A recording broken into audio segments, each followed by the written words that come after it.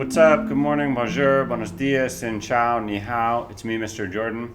Today we're going to be reading chapter 4 of The Animal Farm by George Orwell, and then we're going to do a little bit of quick analysis on some of the themes, symbols, and overarching ideas in the text.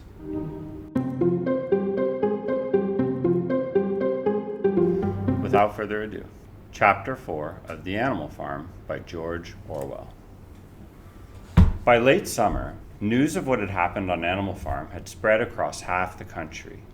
Every day, Snowball and Napoleon sent out flights of pigeons whose instructions were to mingle with the animals on neighboring farms, tell them the story of the rebellion, and teach them the tune of Beasts of England.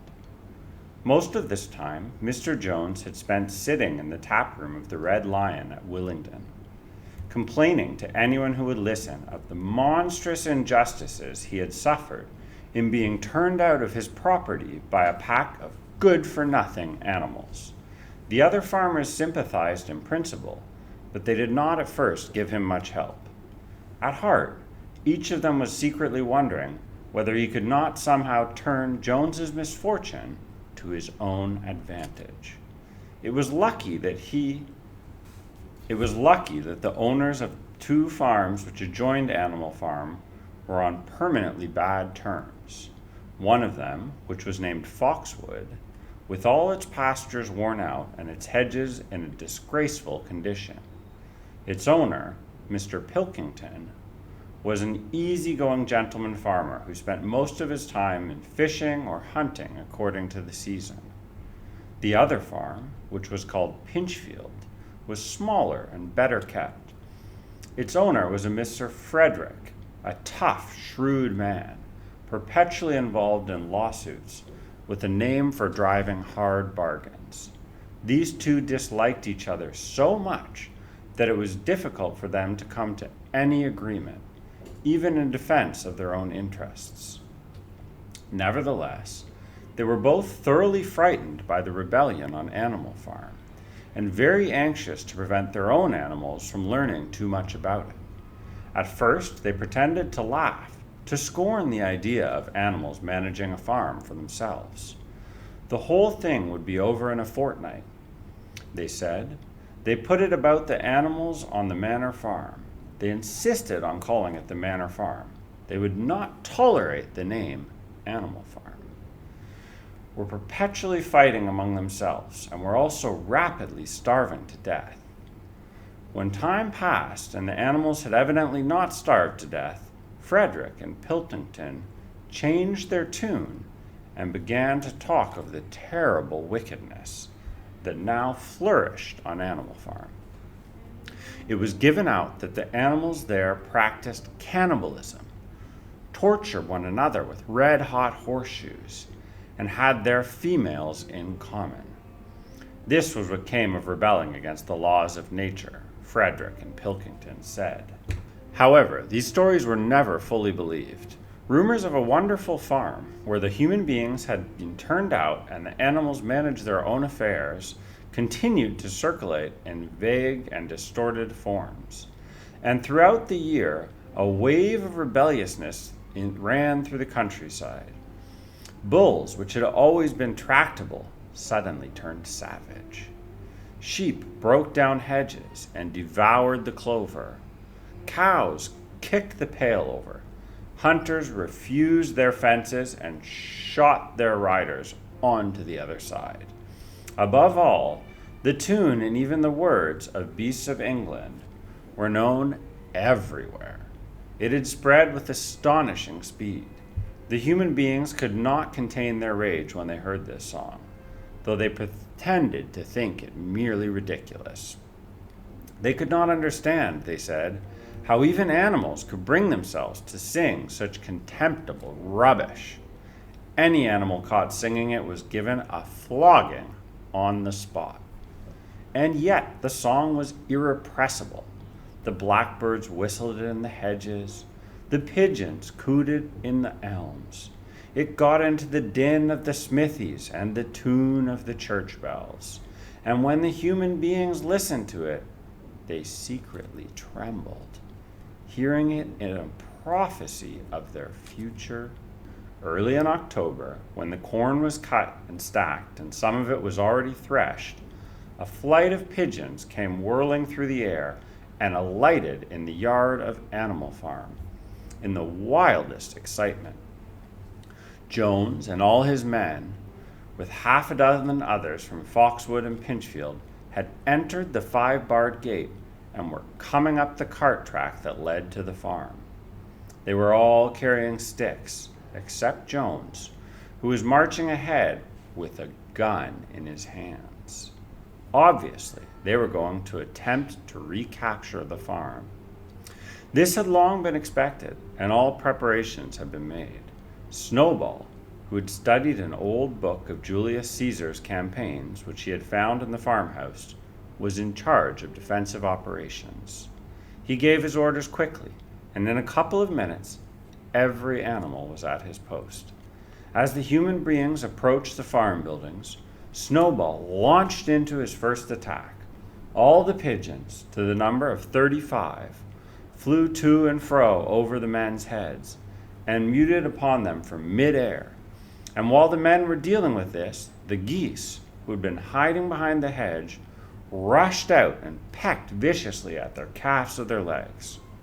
However, this was only a light skirmishing maneuver, intended to create a little disorder, and the men easily drove the geese off with their sticks.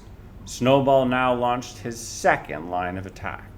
Muriel, Benjamin, and all the sheep, with Snowball at the head of them, rushed forward and prodded and butted the men from every side, while Benjamin turned around and lashed at them with small hoofs. But once again the men, with their sticks and their hobnailed boots, were too strong for them, and suddenly, at a squeal from Snowball, which was the signal to retreat, all the animals turned and fled through the gateway into the yard.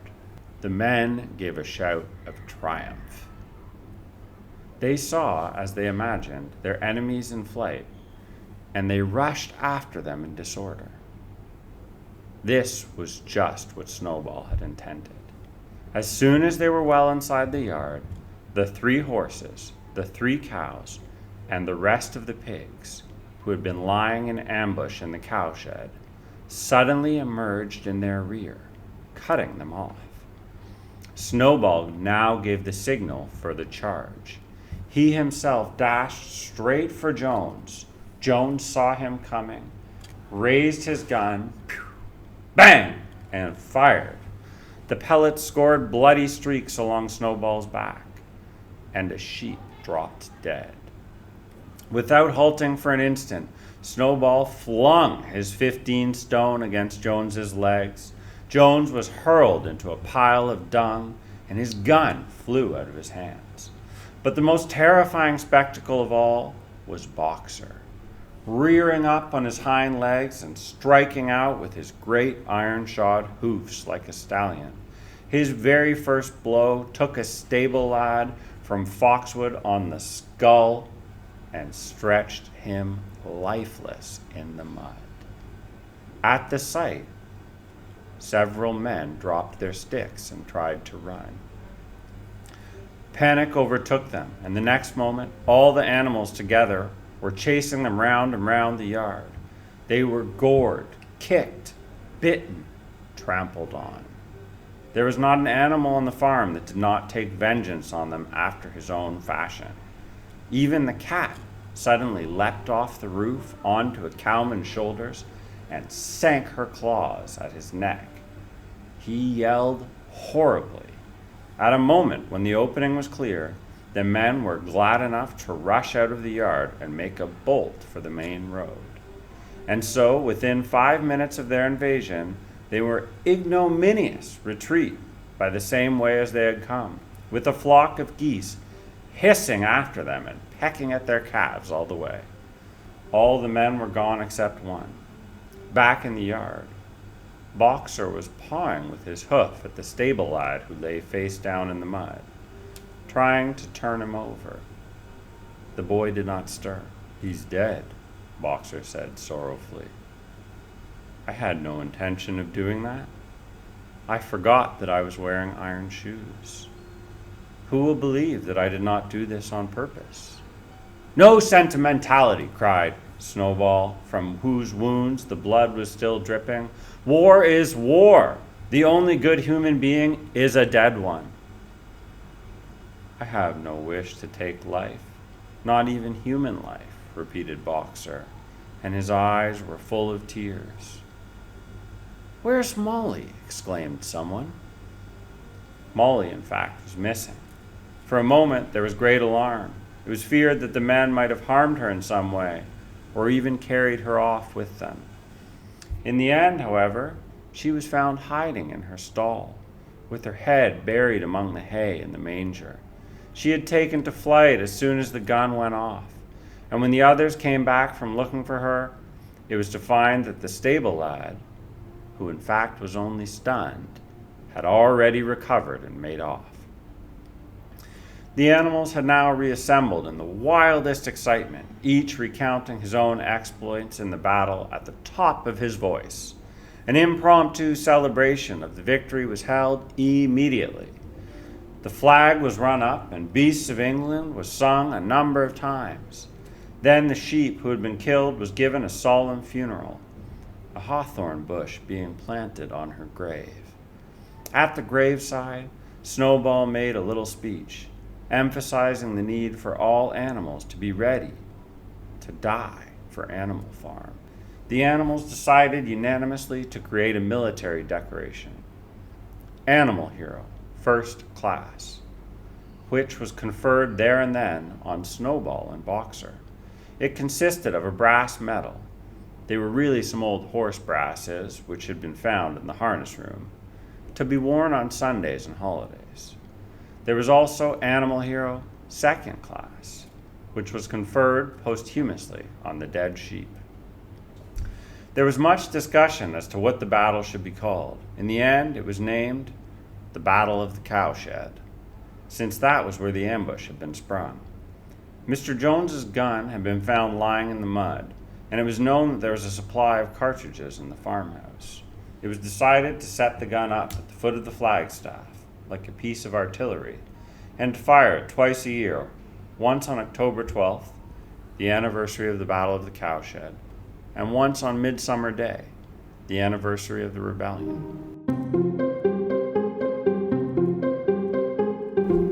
Now let's take a look at some of the closer reading and analysis of Chapter 4 from the Animal Farm. So we'll look at some of the allusions and references and the symbolic stuff that's happening in this chapter. The comparison Orwell is drawing here between the animals and the new social hierarchy and system of organization they're building on the farm is with post-revolutionary Russia. What's really happening is that they're becoming godless or socialist, right? They're throwing off the old oppressive regime and the old hierarchy of power. So it even says, quote, "the laws of nature are gone," right? So now it's the animals ruling for themselves. The same way it was the peasants or the workers who rose up and were ruling for themselves. And then, of course, the Bolsheviks came to the lead, and they were considered godless, right? And there was sort of these rumors outside of Russia of cannibalism and people eating themselves and all of these things that heathens and, the people who rejected Christianity would become. So they reject that social order that was supposed to be imposed from above by God. There's also this idea here about Boxer and Molly, who are becoming more important characters, right? And so Boxer is literally the workhorse, but he's also this idea of the brawn or the muscle, and he thinks that he's killed this boy, the stable lad. In fact, the boy's only stunned and gets up and runs away later. But it's important to note that it's his iron hoof, right? So the tool or the piece of machinery, which is something made by man and put on the horse's hoof by man, right? It's an unnatural imposition. And it's that tool that he feels or thinks is responsible for killing the boy, and which makes him feel remorse and feel badly.